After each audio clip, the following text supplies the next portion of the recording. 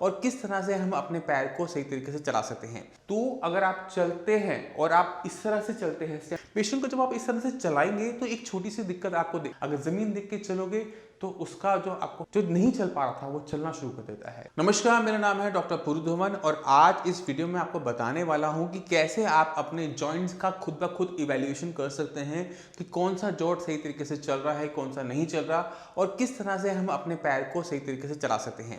क्योंकि paralysis patient की अगर सारी की सारी जो जॉइंट्स हैं सही तरह से फंक्शनल भी हो जाते हैं तो भी एक दिक्कत देखने को मिलती है कि पेशेंट सही तरीके से पैर नहीं रख पा रहा होता है। तो पहले हम अपना टेस्ट करना सीखेंगे और किस तरह से हमने पैर को बना के रखना है, किस तरह से अपनी चाल को ठीक करना है, वो हम सीखेंगे इस वीडियो के अंदर। तो पहले हम शुरुआत करेंगे अपनी हिप जॉइंट से। अगर आप अपनी हिप को इस तरह उठा पा रहे हैं तो ये आपका जो जॉइंट है, हिप जॉइंट है, वो बिल्कुल परफेक्टली काम कर रहा है। और अगर आपका नी प्रॉपर तरीके से 90 डिग्री तक इस तरह से मूव कर रहा है, इस तरह से हो जाता है, तो मतलब आपका जो नी जॉइंट है वो भी परफेक्टली काम कर रहा है।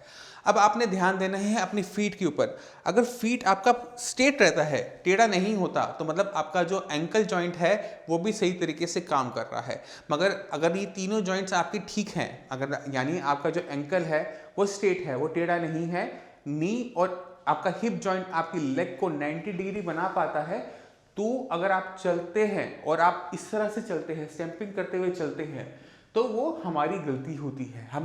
हमारा ब्रेन अंदर से ठीक हो चुका है, बट हमने जो अपनी चाल को गलत तरीके से बनाया था जब हम ठीक हो रहे थे, वो हमारे ब्रेन ने पक्का कर लिया है। तो अब हमें क्या करना है, हमने अपने ब्रेन को समझाना है कि पैर कैसे रखते हैं। अब उसके लिए हमें पहले समझना पड़ता है कि नॉर्मल इंसान किस तरह से चलता है। एक नॉर्मल इंसान जब अपना पैर रखता है तो पहले अपनी एड़ी को लगाता है, फिर नीचे पंजे को लगाता है। मगर एक पैरालिसिस का पेशेंट जब ठीक भी हो जाता है तो वो क्या करता है, वो स्टैंपिंग गेट से चलता है। ये कुछ इस तरह से पैर मार मार के जमीन पर पटक पटक के चलता है।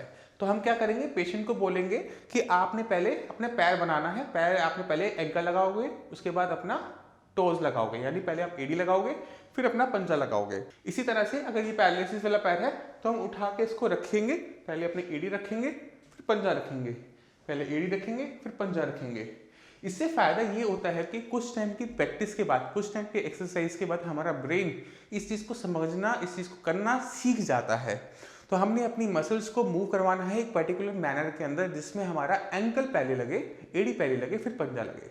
तो हम क्या करेंगे, पेशेंट को बोलेंगे कि डेली आपने 1 घंटा चलना है। 1 घंटा चलते जब हम चलेंगे तो हर पैर, हर जो स्टेप हम रखेंगे ज़मीन के ऊपर, उसको बना के रखेंगे। पहले एड़ी फिर पंजा, पहले एड़ी फिर पंजा, पहले एड़ी फिर पंजा। इससे क्या होगा कि आपका ब्रेन इसको करना सीख जाएगा।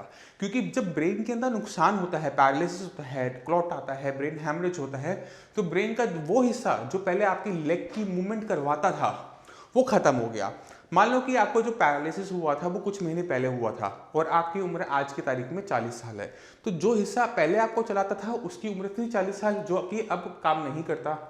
जो हिस्सा अब आपके पैर को चला रहा है उसकी एज कुछ महीने है, तो उस कुछ महीने के दिमाग को सिखाना पड़ता है। और ब्रेन को सिखाने के लिए हमें वही काम बार बार करना पड़ता है जो ब्रेन को हमने सिखाना है। तो अगर हम चाहते हैं कि पेशेंट सही तरीके से चले तो पेशेंट को सही तरीके से चलाना सिखाना पड़ता है, सही तरीके से पैर रखना सिखाना पड़ता है। और उसके लिए हमेशा पहले एड़ी फिर पंजा, पहले एड़ी और पंजा, इस तरह से आप याद रखिए और अपने पेशेंट को कम से कम दिन में 1 घंटा इस तरह से पकड़ के चलाइए। पेशेंट को जब आप इस तरह से चलाएंगे तो एक छोटी सी दिक्कत आपको देखने को मिल सकती है, वो है बैलेंसिंग की, कि पेशेंट का जो बैलेंस है वो इम्बैलेंस होना स्टार्ट हो जाएगा।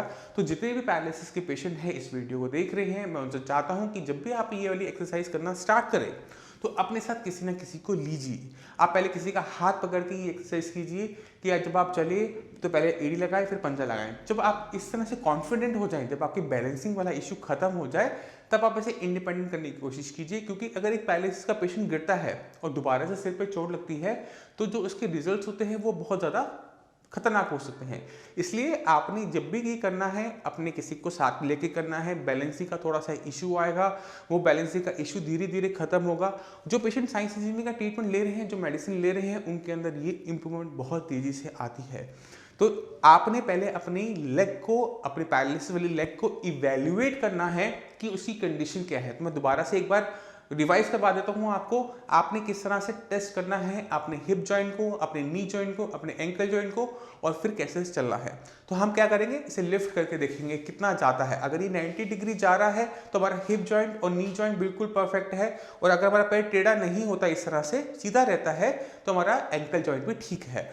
और फिर आपने अपनी चाल को इवेल्युएट करना है कि आप किस तरह से चलते हैं। अगर आप स्टैंपिंग करके चलते हैं, कुछ इस तरह से चलते हैं, तो हम गलत तरीके से चल रहे हैं, क्योंकि हमारे ब्रेन ने उसे गलत तरीके से सीख रखा है। चलना कैसे है, पहले एड़ी लगानी है, फिर पंजा लगाना है, एड़ी लगानी है, पंजा लगाना है। इस चीज को हमेशा माइंड में रखो कि अगर आप अपनी चाल को ठीक करना चाहते हो, अपने पैर को सही तरीके से रखना चाहते हो, तो उसको सही तरीके से रखना सिखाना पड़ेगा, उसे वो चीज़ करके दिखानी पड़ेगी। आपको ये चीज़ें फोर्सफुली करनी पड़ेगी, क्योंकि ब्रेन उसे सीख पाए। क्योंकि अगर पेशेंट ये सोचता है कि किसी दिन चमत्कार होगा और अपने आप चाल ठीक हो जाएगी, तो ऐसा नहीं होता है, क्योंकि ब्रेन का वो हिस्सा जो काम करता था अब काम नहीं कर रहा। ये बहुत छोटी बेसिक चीज़ें हैं जो हम साइंस इंजीनियरिंग में कोशिश करते रहते हैं कि हर पैरालिसिस पेशेंट को इन वीडियोस के थ्रू बताते रहें। अगर सही तरीके से आप पैर रखोगे तो सही तरीके से चल पाओगे। जो बैलेंसिंग का इशू आ रहा है वो गलत चाल की वजह से आ रहा है। अगर आपकी चाल सुधरती है तो आपका बैलेंस ऑटोमेटिक तरीके से बनना शुरू हो जाएगा।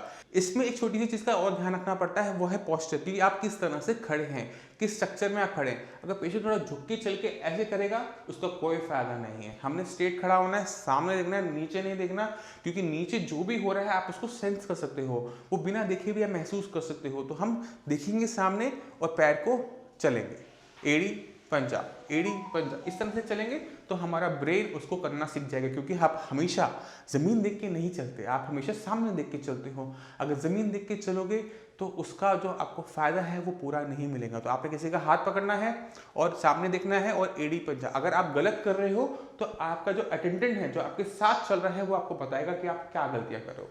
तो ये बेसिक चीज़ें हैं जो हर एक पैरालिसिस के पेशेंट को बहुत गहराई से पता होनी चाहिए, क्योंकि हमने ठीक होना है, हमने बहुत जल्दी ठीक होना है। क्योंकि पैरालिसिस एक ऐसी बीमारी है जिसे माना जाता है कि ला इलाज है। वो ला इलाज थी, मगर आज की तारीख में साइंस इंजीनियरिंग की मदद से अब वो ला इलाज नहीं रही। अगर आपके अंदर मेहनत करने की हिम्मत है, अगर आपको दोबारा से चलने की अंदर इच्छा शक्ति है, तो साइंस इंजीनियरिंग आपकी बॉडी के अंदर वो चेंजेस लेकर आएगा जिसके लिए आप इंतजार कर रहे थे। अगर आप फिजियोथेरेपी करवा रहे हो सालों से और आपको अपने अंदर चेंजेस नजर नहीं आ रहे, तो कहीं ना कहीं कमी हमारी है, कोई ना कोई गलती हमारी ही हो रही है कि सारे पेशेंट तो ठीक हो रहे हैं, हम नहीं हो रहे।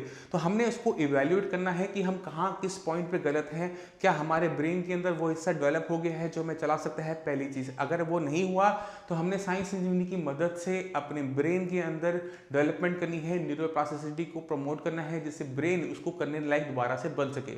उसके बाद हमने वो चीज़ को बार बार करना है जो हमने ठीक होने के बाद करना है। यानी अगर आप पैर को सही तरीके से चलना चाहते हो, अगर हाथ से सही तरीके से काम करना चाहते हो, तो इस काम को हमने बार बार करते रहना है जब तक हमारा हाथ, हमारा पैर पूरी तरह से ठीक नहीं हो जाता। पैरालिसिस पेशेंट को एक सही गाइडेंस की बहुत ज़्यादा ज़रूरत होती है, और वही काम करता है science engineering. Science engineering in video के थ्रू जो नॉलेज होती है, जो एक डॉक्टर के पास होती है, वो पेशेंट तक फॉरवर्ड करता है, जिससे आप लोग भी समझ सको कि ब्रेन के अंदर चेंजेस किस तरह से लाए जाते हैं। अब मैं चाहता हूँ कि आप कुछ पैरालिसिस के पेशेंट से मिले, उनके कुछ इंटरव्यूज देखें, तो आपको क्लियर कट आइडिया मिल जाएगा कि साइंस इंजीनियरिंग आपकी ज़िंदगी में क्या बदलाव लेकर आ सकता है। नमस्कार, मेरा नाम है डॉक्टर पुरु धवन, और आज मैं आपको सामने एक ऐसे पेशेंट लेकर आया हूँ जिनको पैरालिसिस हुआ था हेड इंजरी की वजह से। जब रामस्वरूप जी का बाइक से एक्सीडेंट हुआ तो इनके सिर पे चोट लगी। सिर पे जब चोट लगी तो उसके अंदर क्लॉट बना, और वो क्लॉट इनकी पूरी ब्रेन में जाकर इनके दोनों तरफ के लेफ्ट और राइट साइड, दोनों साइड के जो लॉब्स होते हैं, फ्रंटल लॉब्स, उनमें जाके उन्होंने ब्लड के सर्कुलेशन को रोक दिया, जिसकी वजह से इनकी लेग में पावर बहुत ज़्यादा चली गई थी, हाथ में थोड़ी बहुत पावर थी, और वो अभी भी बेटर हो गई। राइटिंग पहले से बेटर हो गई है इनकी, चलने में बेटर हो गए हैं। रामस्वरूप, कैसे हुआ था एक्सीडेंट? एक्सीडेंट बाइक से हुआ था। कैसे गिरे थे? कैसे मतलब शाम के समय था, और शाम को मतलब चौराहे पर था मैं, और सामने से पिकअप आई, उसने मतलब टक्कर मार दी। अच्छा, तो चोट कहाँ लगी थी? चोट सिर में लगी थी। और कोमा में रहे थे? कितना टाइम कोमा में रहे थे? 2 महीना। और उसके बाद दिक्कत करी, जब खड़े हुए तो क्या दिक्कत महसूस कर रहे थे? तो उसके बाद मतलब 5-6 महीने तो मतलब खड़ा ही नहीं होता, मतलब खड़े नहीं होता, मतलब 7-8 महीने तक मतलब वो जो घर वाले हैं वो मतलब मम्मी पापा वो मतलब सहारा देकर चलाते थे। अच्छा। तो मतलब चलना, मतलब उठना बैठना भी मतलब। और साइंस इंजीनियरिंग में इलाज कितने महीने लिया? 1 महीना हो गया। 1 महीने में क्या बदलाव देखा अपने अंदर? 1 महीने मैंने जो मतलब मतलब मैं पे मतलब घर के जो सीढ़ियाँ हैं मतलब चौकी पर चढ़ता हूँ, तो मतलब वो मैं पहले मतलब सहारा लेकर चढ़ता था, तो मतलब उस मतलब 1 मंथ में ये सुधार हुआ है कि मतलब उसमें उस पर चौकी पर मतलब बिना सहारे चढ़ जाता हूँ और उतर जाता हूँ। हाथ में कोई बदलाव नजर आया? हाथ तो मेरा वैसे पहले थे मतलब ठीक ही था, ठीक था, पहले से ठीक था। हाथ में ज़्यादा मतलब दिक्कत नहीं थी। पहले से सुधार हुआ लिखने में, लिखावट में? हाँ, लिखावट में बहुत सुधार हुआ। लिखावट में सुधार हो गया, फाइन मोटर स्किल्स उसमें थोड़े से आ गए। और चलने में सुधार क्या लगा?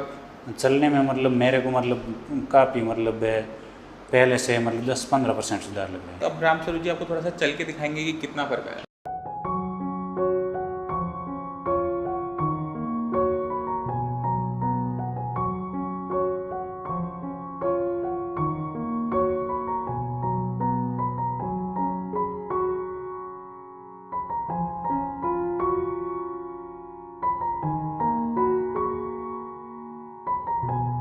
तो आपने खुद देखा कि एक पैरालिसिस पेशेंट अगर सही तरीके से अपनी बीमारी को इवैल्यूएट करता है, अपनी बीमारी को पहचानता है, अपने ब्रेन पे काम करना शुरू करता है, अपनी एक्सरसाइज प्रॉपर तरीके से करता है, जो हम आपको बताते हैं ऑक्यूपेशनल थेरेपी, उसे सीरियसली लेता है, तो वो पेशेंट जो नहीं चल पा रहा था वो चलना शुरू कर देता है। जो पेशेंट के हाथ में मूवमेंट नहीं थी वो आनी शुरू हो जाती है। तो एक पैरालिसिस पेशेंट को बहुत ज़्यादा ज़रूरत होती है नॉलेज की, कि वो क्या कर रहा है, क्या गलतियां कर रहा है। जब तक आप अपनी गलतियों को इवैल्यूएट नहीं करोगे तब तक कोई पैरालिसिस का पेशेंट ठीक नहीं हो जाता।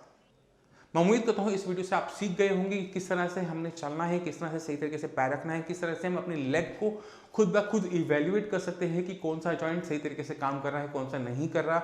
अगर सारे जॉइंट्स आपके सही तरीके से काम कर रहे हैं और फिर भी नहीं आप चल पा रहे, तो यहाँ कहीं ना कहीं कमी आप ही की है। आपको सही तरीके से सही गाइडेंस नहीं मिली और इस वजह से हम प्रॉपर तरीके से वॉक नहीं कर पा रहे। तो मैं उम्मीद करता हूँ इस वीडियो से जो गलती हम करते आ रहे थे उसको अब हम नहीं करेंगे, पहले से बेटर चलेंगे। फिर भी आपके माइंड में कोई भी डाउट हो, कुछ भी पूछना चाहते हो, तो नीचे दिए हुए नंबर पर कॉल कर साइंस इंजीनियरिंग के डॉक्टर से आप फ्री ऑफ कॉस्ट कंसल्टेशन ले सकते हैं। आप अपॉइंटमेंट लेके मुझसे भी आकर मिल सकते हैं। अब इसी के साथ आप जिस वीडियो में चलने की आगे चाहूँगा। मिलते हैं अगली वीडियो में, तब तक के लिए धन्यवाद।